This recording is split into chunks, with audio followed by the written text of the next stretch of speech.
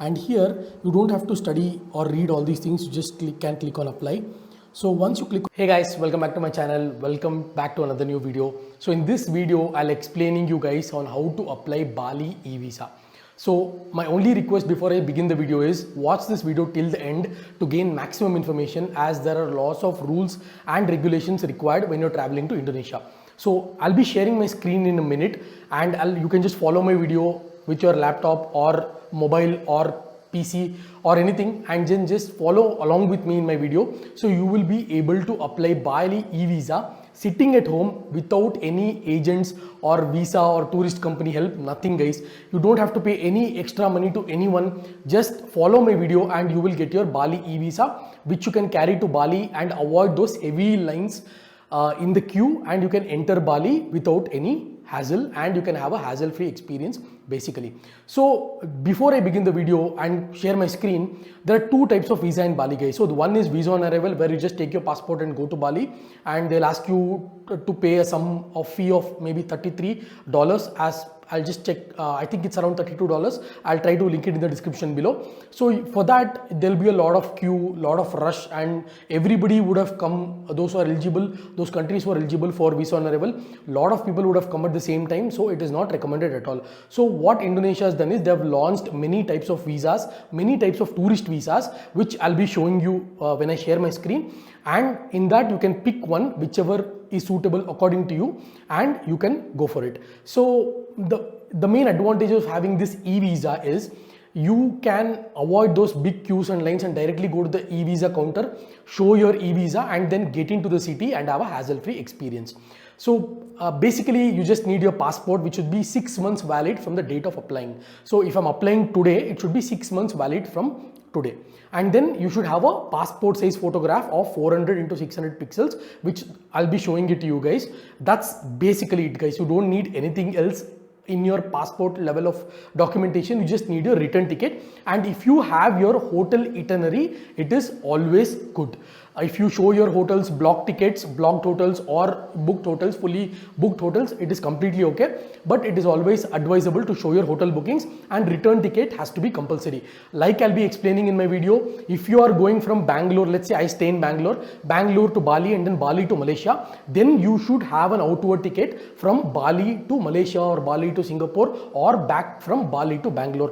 Please remember this, return ticket is mandatory and you must have this. So that's pretty much it guys. The documentation wise, you don't have to worry about anything. The rest of the things I'll share my screen and explain it to you guys. So let's go to my system. Hey guys, I hope you can see my screen. So when you go to Google, just type Bali EVOA, and once you type Bali EVOA, there will be many websites guys. So please be careful. See, look at this. You can find digital visa Indonesia, and you can find EVOA applying online before arrival. So you should always go through the official link and be very careful. That is official e-visa website for Indonesia. Just click on this, and here you don't have to study or read all these things. You just can click on apply. So once you click on apply, you can choose which country you are applying from. In our case, it is India. So just type India rather than searching. So once you select India, then choose the purpose of visit for for tourism purpose only. This video is meant for. So you can just choose general, family or social, and then you can choose here the second option, that is tourism, family visit or transit. Our case is tourism. So once you select this, you will get another option like what is exactly that you want. Tourist visa single entry visitor visa, B1 tourist visa on arrival, T1 tourist multiple entry visa 5 years, and D1 tourist multiple entry visa 1 year. So accordingly, if you have plans of visiting Bali for multiple times a year, you can choose all these accordingly guys. But if you do not have any plans as such, like me, if you want to visit just Bali for a vacation or for a small period of time, you can just choose Bali, that is B1 tourist visa on arrival. So if you choose this tourist visa is valid for 60 days. So sorry, 30 days, and there is only one option to choose, that is 30 days. And a person who is a national of visa on arrival country special entity who will be visiting Indonesia for recreational purposes. So Indians are allowed in this type of Bali visa on arrival process, and you will get a printout, and just you will have to carry the printout, and you will save a lot of queue, a lot of line by doing this well before going to Bali, guys. So if I just click on detail and apply, you will see stays up to 30 days, and the cost is RP, that is Indonesian rupiah 500,000, which means I have just converted here. 500,000 rupiah means 2,611 approximate 11 Indian rupees.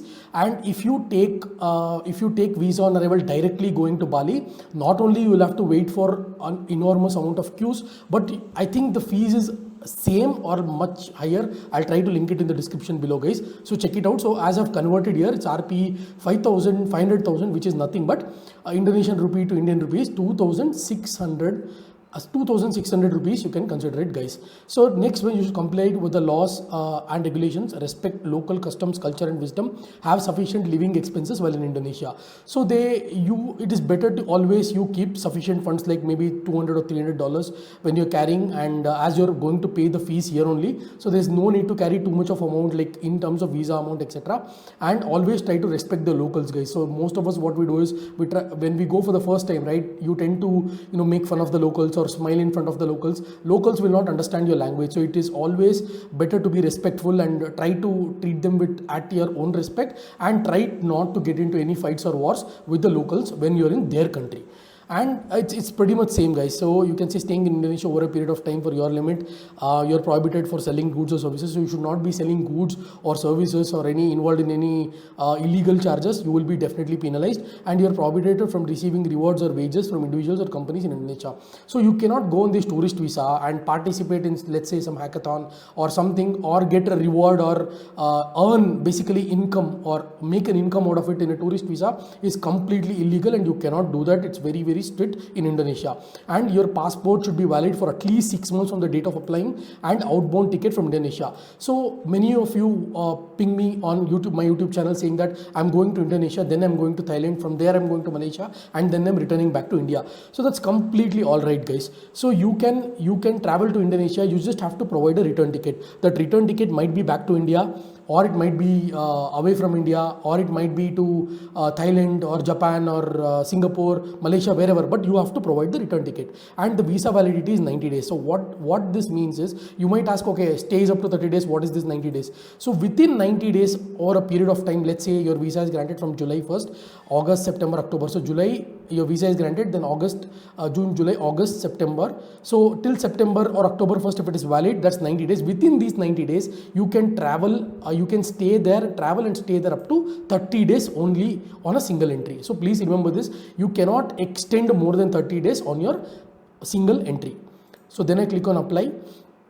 So this is very basic, guys. You just upload your passport copy, and then you upload your photograph. So your passport copy should be uploaded like this, in this format, whatever they've given here, and your photo also should be uploaded in this format. So again, one mistake that most of you guys have done is, you just go to the studio and ask for Indonesia visa or Bali visa. That is not right.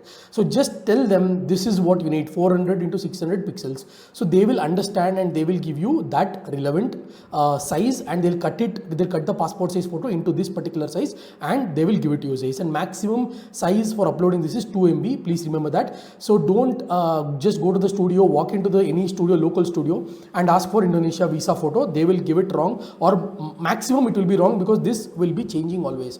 And once you upload your passport, once you upload your photo, the next link you will get is payment. I have already done this. I don't want to do it again, guys, because it will be a duplicate. So once you pay this much amount approximately, that is 2,600 Indian rupees, it might probably cut in your credit card. So you can use your credit card to pay. I don't think you can pay in Google Pay or Phone Pay. So one thing you should keep in your mind before paying in your debit card or credit card is, international transactions should be enabled. Otherwise, the payment in your card will get declined. So if you don't know how to enable international transactions, please call your bank, they'll guide you. Or if you are smart enough, you can just go to bank's app, and then you can go to your card settings, you can customize and enable the international transaction only for this transaction, and you can switch off either ways after that.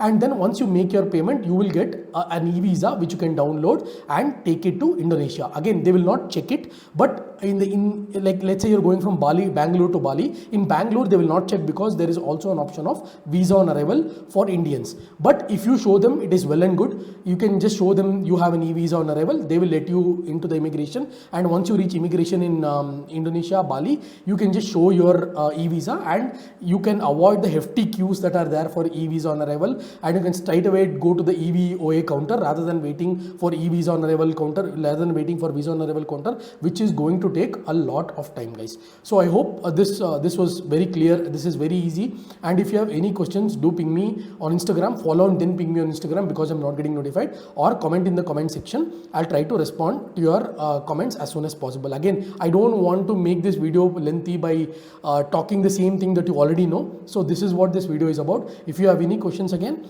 reach out to me, ping me in the comments. I'll try to respond to you as soon as possible. I hope this video was really helpful to you. Please share it with your friends and family, and do not forget to subscribe. I'll catch you in my next video.